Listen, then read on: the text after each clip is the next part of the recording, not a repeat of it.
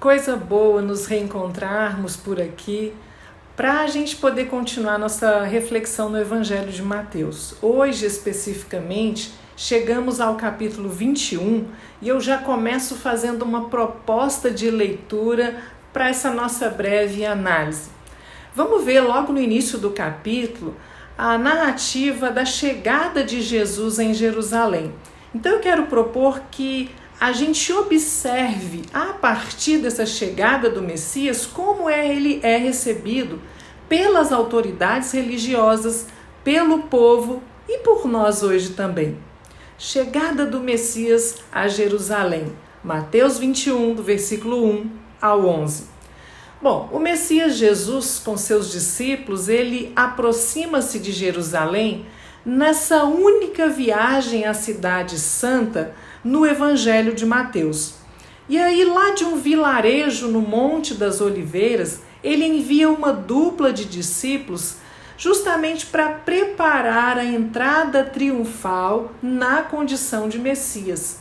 E aí a jumenta, a jumentinha, que vão servir de montaria para Jesus, revelam, na verdade, a condição de Messias manso e completamente despojado. Jesus, um homem do povo, ele entra na capital sem qualquer ostentação.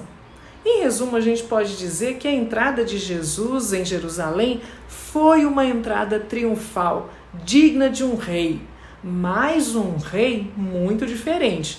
Um rei manso, humilde e pacífico, embora rei forte e firme, que faz justiça para que o povo tenha sempre liberdade e vida. A entrada triunfal de Jesus, esse fato suscita duas reações distintas.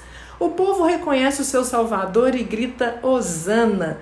Isso que a gente pensa ser um grito de louvor é, na verdade, uma súplica. Salva-nos, por favor. Hosana é uma palavra hebraica que, em seu sentido primeiro, significa salva, por favor. E essa palavra, então, veio a tornar-se uma forma de aclamação posteriormente.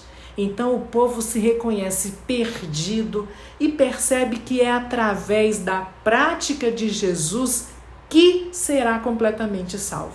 Por outro lado, a cidade também se agita e estremece como um terremoto. Por quê? Bom, cidade aqui são certamente os que percebem que Jesus é uma perigosa ameaça para o que eles fazem.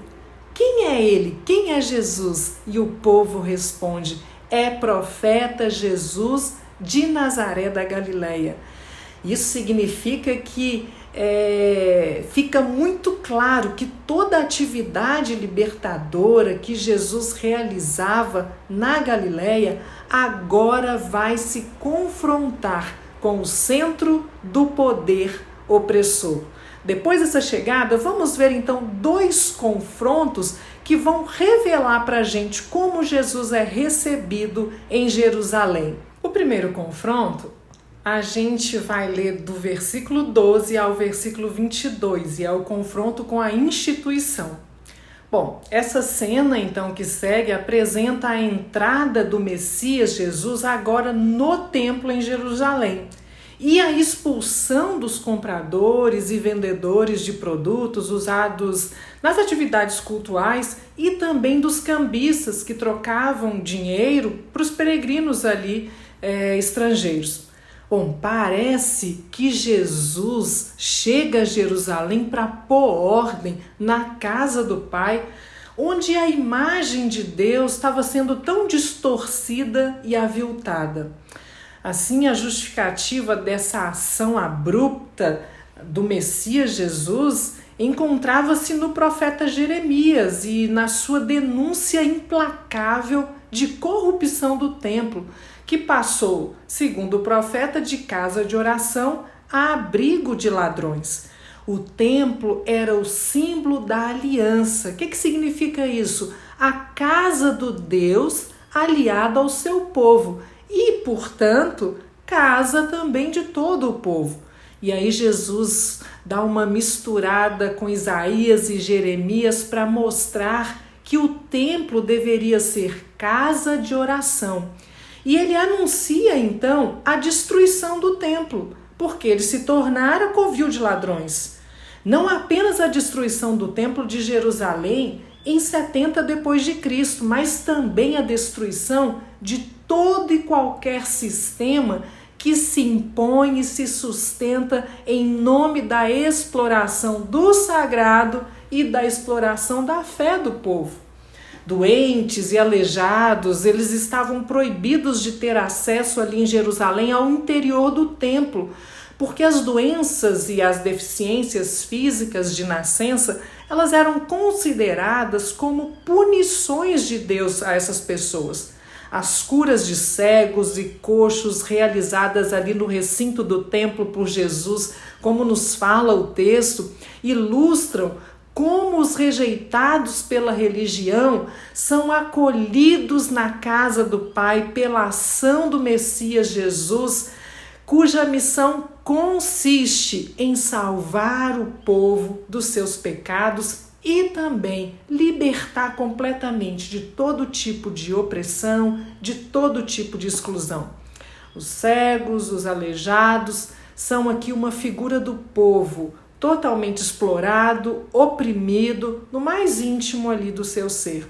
Eles foram cegados, e não podem mais andar por causa desse sistema opressor. Mas Jesus os cura, Jesus os liberta. E os sumos sacerdotes, os donos do poder, os doutores da lei, os donos do saber, eles ficam furiosos. Enquanto isso, as crianças gritam súplicas: Hosana, salva-nos. O evangelista quer, com essa cena, enfatizar o valor e a dignidade das crianças tão marginalizadas pela sociedade, pela comunidade religiosa. A comunidade cristã, com a catequese de Mateus, ela é motivada a superar os preconceitos sociais e ela é motivada a pensar todos os seus membros em pé de igualdade, inclusive entre eles as crianças. A mentalidade desses chefes dos sacerdotes e dos doutores da lei, ela deve ser deixada completamente de lado. Eles se indignavam com a gritaria das crianças no templo. Todos devem ser acolhidos na casa do Pai, onde as posturas segregacionistas, exclusivistas, estão completamente também descartadas. A liderança religiosa, ela chega ao ponto de censurar o Messias Jesus por ele não se importar com aquele alarido, aquela gritaria das crianças gritando Hosana ao filho de Davi. Porque o louvor das crianças agrada a Deus. Ao contrário, o culto dos líderes religiosos aborrece a Deus. E a cena conclui-se com Jesus saindo de Jerusalém e dirigindo-se a Betânia para passar ali a noite. Bom, a cena seguinte, ela é narrada descrevendo a volta de Jesus para Jerusalém pela manhã. E Jesus tem fome. O mestre faminto, ele busca um alimento em uma figueira que ele encontra ali à beira da estrada. Apesar da bela folhagem, essa figueira não possuía um figo sequer. E aí então o mestre ordena que ela se torne estéril e a figueira secou completamente. Esse gesto de Jesus que amaldiçoa a figueira, ele tem, na verdade, um caráter profético, porque na mira ali está a liderança religiosa judaica, o templo transformado em abrigo de ladrões, era uma das muitas faces dessa religião estéril, religião infrutífera. O mestre ensina então a importância dos discípulos terem uma fé que os capacite para fazer grandes coisas. Que grandes coisas são essas? Grandes coisas em favor dos oprimidos, dos marginalizados, como aconteceu com Jesus ao longo de todo o seu ministério.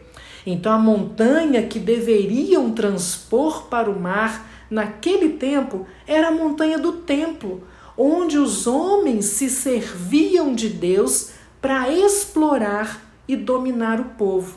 Talvez nossa fé hoje tenha que transpor outras montanhas para que também a mentalidade exclusivista, segregacionista, seja apartada das comunidades cristãs.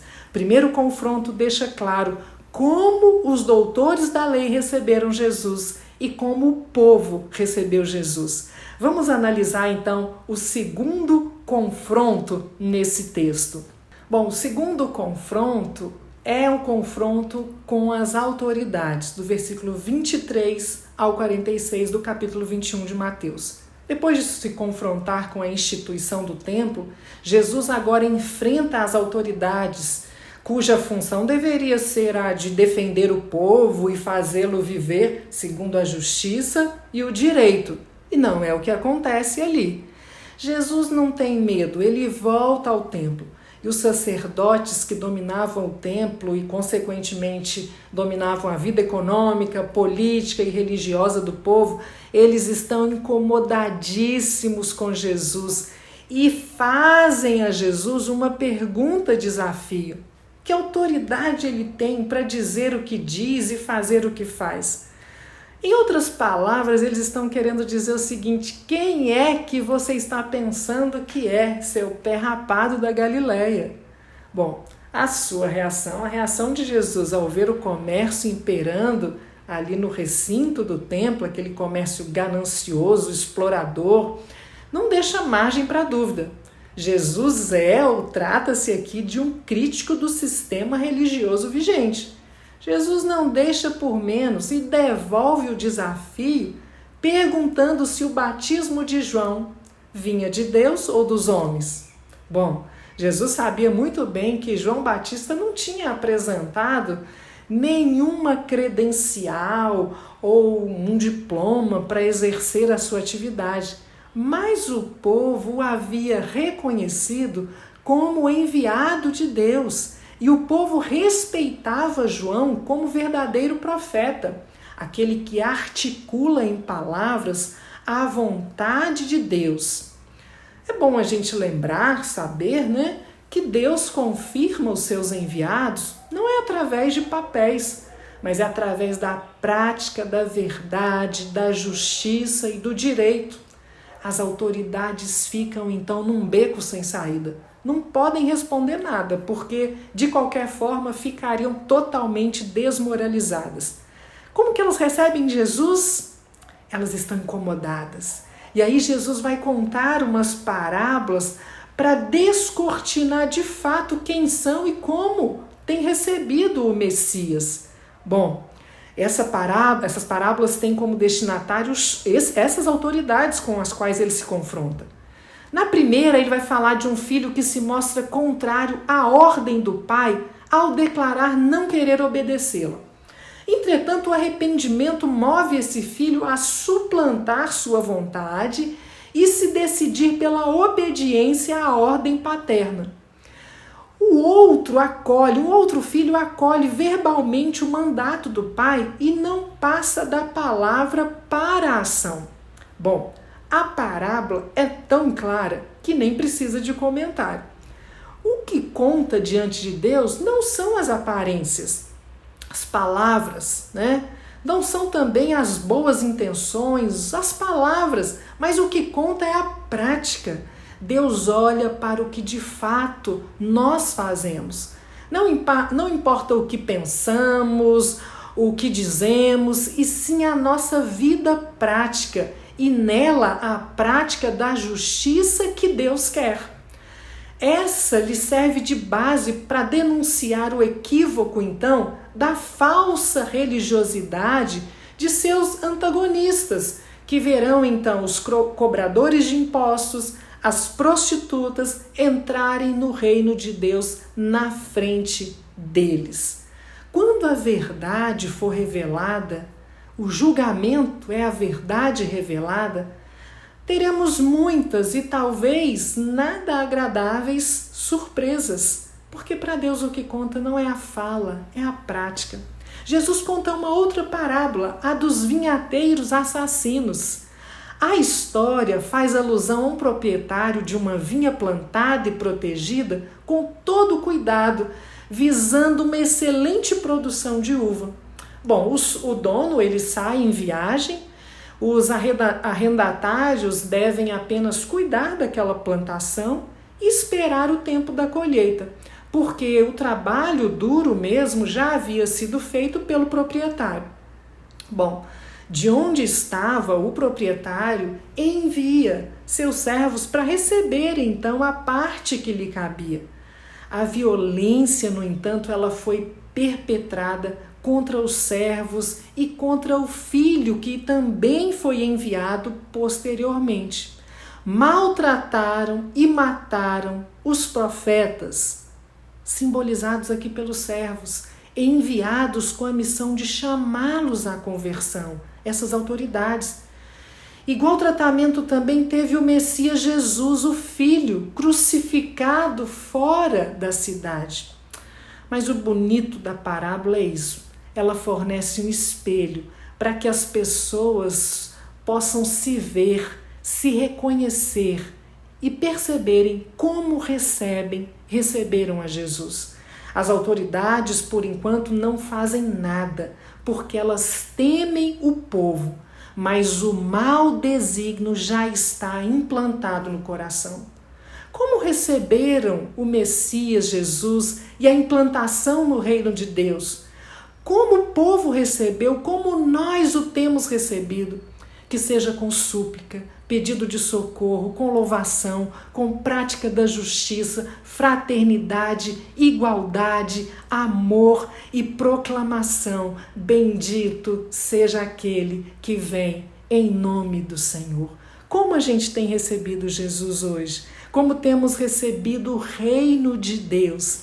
Que seja bradando e clamando: Hosana, Hosana. E eu me lembrei dessa linda canção, e eu gosto de lembrar das canções que me recordam à memória nosso momento junto ali no galpão e cantando, e naquele momento tão bonito de engrandecimento também ao Senhor.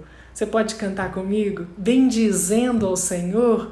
Bendize, ó minha alma, bendize ao Senhor, e toda a minha vida proclame o seu louvor. Bendize, ó minha alma, bendize ao Senhor, para sempre penhorada ao seu imenso amor. Bendize, ó minha alma, ao Senhor. Senhor, tu és maravilhoso. Que acolhamos Jesus, o seu evangelho, declarando: bendito, bendito, bendito. Um beijo no coração e que a graça do Senhor seja conosco, em nome de Jesus.